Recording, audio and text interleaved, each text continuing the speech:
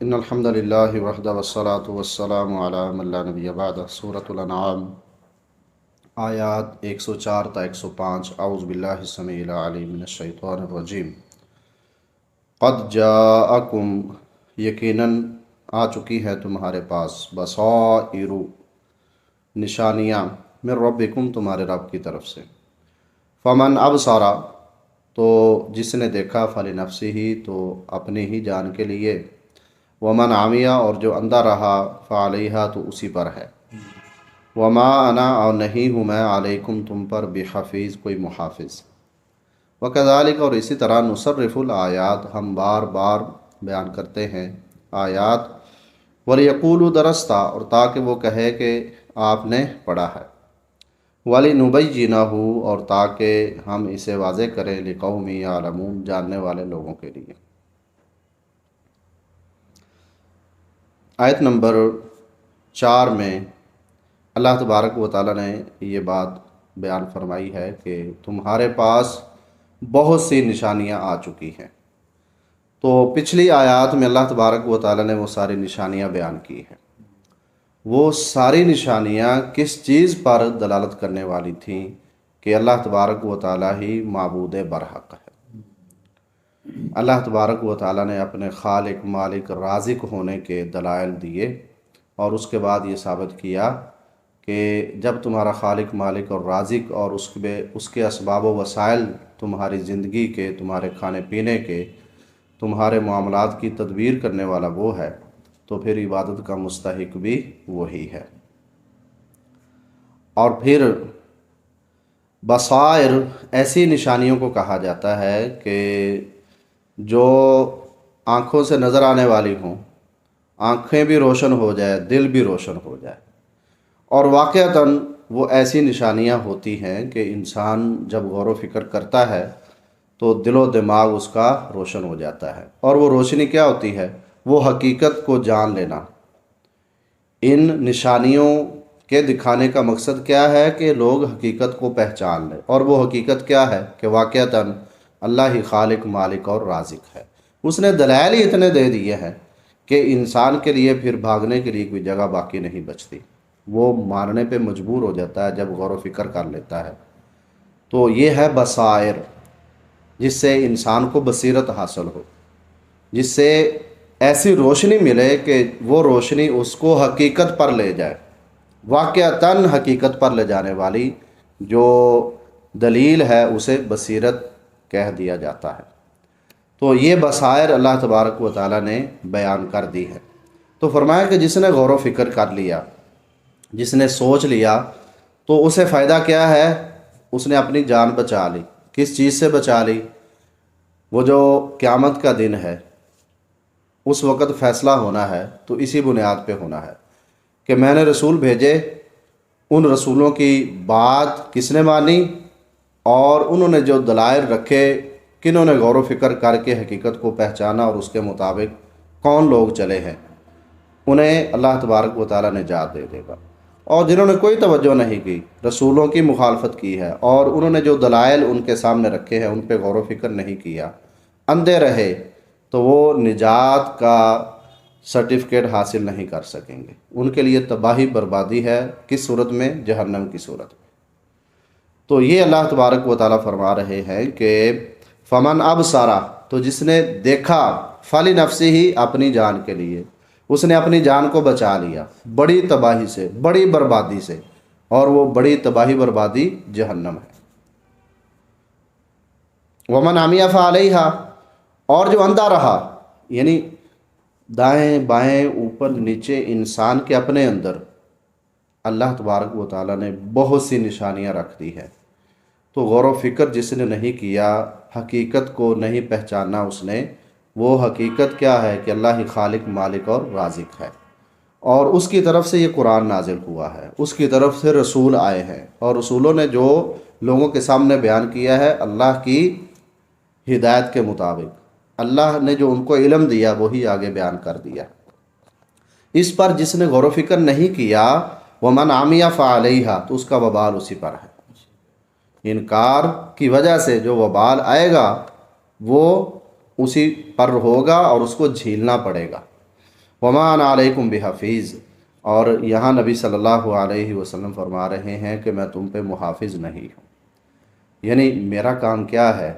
خود اللہ تبارک و تعالیٰ نے آپ صلی اللہ علیہ وسلم کو بھی معجزات دیے، آپ نے بھی معجزات پیش کیے، اور آس پاس اوپر نیچے ساری نشانیاں اللہ کی ان کی طرف ہی توجہ دلائی جا رہی ہے، حقائق سامنے بیان کر دیے گئے ہیں۔ تو فرمایا کہ اے نبی صلی اللہ علیہ وسلم کہہ دیجئے وما انا علیکم بحفیظ، اب میں تمہارے اوپر کوئی نگران نہیں ہوں، کوئی محافظ نہیں ہوں۔ اگر تم نہیں چاہتے تو میں زبردستی تمہیں ہدایت پہ لا نہیں سکتا، اور اگر ان دلائل پہ غور و فکر کرو گے تو اللہ تبارک و تعالیٰ تمہیں سیدھا راستہ دے دے گا۔ میرا کام تو یہ ہے کہ میں رہنمائی کرنے والا ہوں۔ تو آیت نمبر 5 میں اللہ تبارک و تعالیٰ فرما رہے ہیں کہ وَكَذَلِكَ نُصَرِّفُ الْآيَاتِ، اللہ کی قدرت کی نشانیاں، اللہ کی ذات پہ دلالت کرنے والی نشانیاں، رسول سچا ہے اس پہ نشانیاں، قرآن اللہ کی کلام ہے اس پہ نشانیاں، اس کے دلائل بہت سے پیش کر دیے گئے ہیں، اور ایک دفعہ نہیں، قرآن میں ان کا بار بار ذکر ہے۔ جب آپ قرآن مجید پڑھتے ہیں نا تو آدم علیہ السلام کا واقعہ آ جاتا ہے، پڑھتے جائیں، غور کرتے جائیں، پھر آئے گا، پھر دیکھیں، پھر آئے گا۔ تو یہ بار بار آدم علیہ السلام کا تذکرہ، ان کا واقعہ آپ کی نظروں سے گزرے گا۔ پھر آپ دیکھیں کہ حضرت ابراہیم علیہ السلام، ان کے حالات، ان کے واقعات، وہ بھی، اور ان کا نام، اور اس مناسبت سے ان کا تذکرہ تفصیل کے ساتھ بھی ہوگا، اختصار کے ساتھ بھی ہوگا، اور یہ بار بار قرآن میں آپ کو ملے گا۔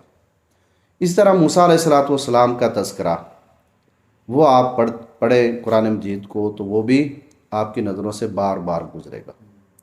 تو یہ قرآن میں تکرار کیوں ہے؟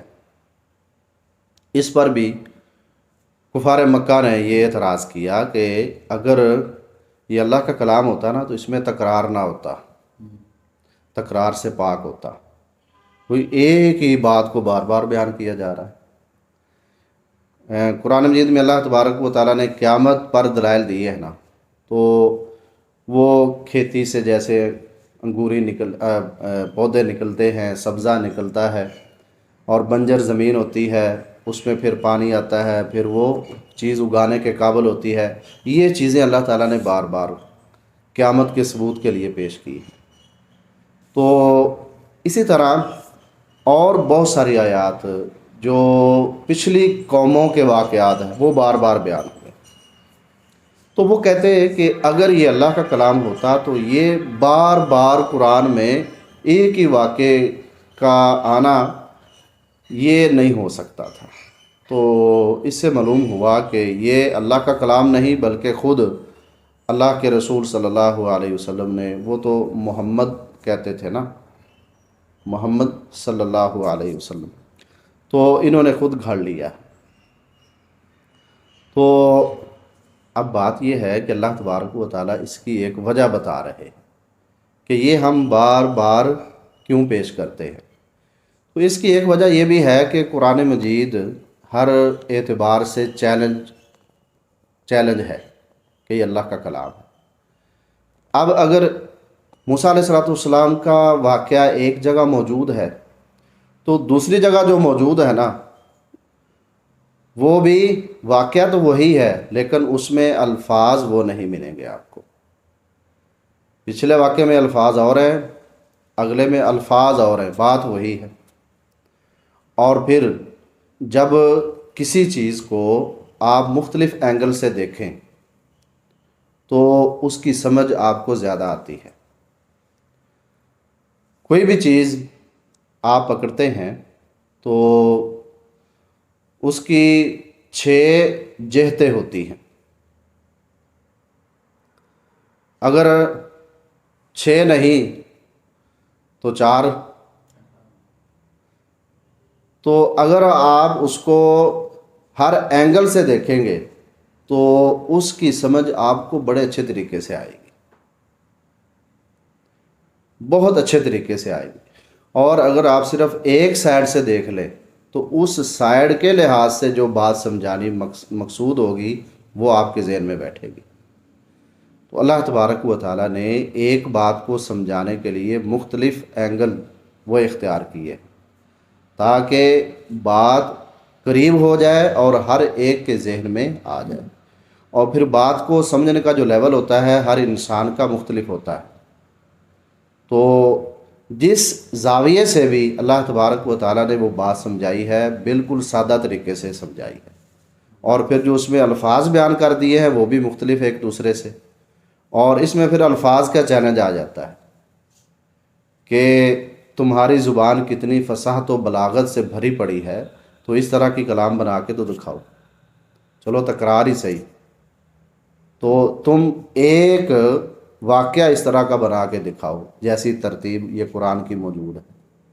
اس اعتبار سے تو اس کا ایک مقصد یہ بھی ہے کہ بات اچھے طریقے سے سمجھ میں آ جائے، اور جو اس پہ یقین کرنے والے ہیں نا ان کے لیے بات کو واضح کر دیا جائے اور ان کا یقین پھر بڑھتا چلا جاتا ہے۔ لیکن جو اس کلام پر یقین نہیں کرتے وہ کیا کہتے ہیں؟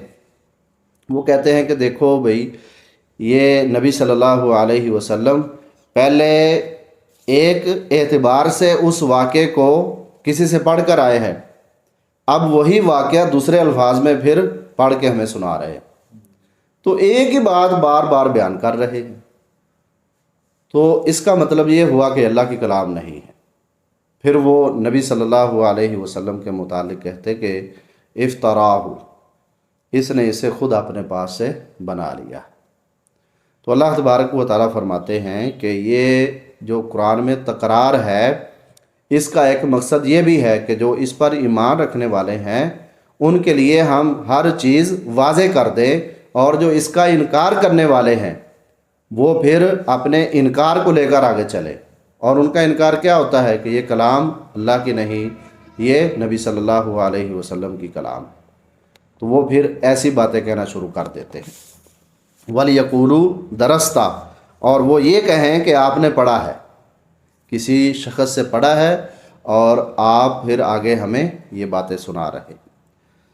وَلِنُبَيِّنَهُ لِقَوْمٍ يَعْلَمُونَ، اور جو اس پہ یقین کرنے والے ہیں، جو قرآن کو اللہ کا کلام ماننے والے ہیں، تو جب وہ ایک جگہ پر ایک نبی کا واقعہ پڑھتے ہیں یا سابقہ کسی قوم کے متعلق بات پڑھتے ہیں، تو دوسری جگہ پر بھی اس قوم کے متعلق بات ہے تو اس سے کوئی اور بات سمجھ میں آ جاتی ہے، اور مزید پھر ایک نصیحت مل جاتی ہے، مزید قرآن پر یقین اور اعتماد بڑھتا چلا جاتا ہے، یہ یقین کرنے والوں کے لیے۔ تو بہرحال جو قرآن میں تکرار ہے اس کے بھی فوائد ہیں، اور مختلف طریقوں سے اللہ تبارک و تعالیٰ نے بات کو سمجھایا ہے، اور اس میں پھر آگے فوائد بھی ہیں اور مقاصد بھی ہیں، اور ان سے پھر بہت ساری نصیحتیں بھی انسان کو حاصل ہوتی ہیں جو غور و فکر کرنے والا ہوں۔ اللہ تبارک و تعالی ہمیں ہدایت اور اس کے مطابق عمل کی توفیق عنایت فرمائے۔ وما علیہ الا البلاغ۔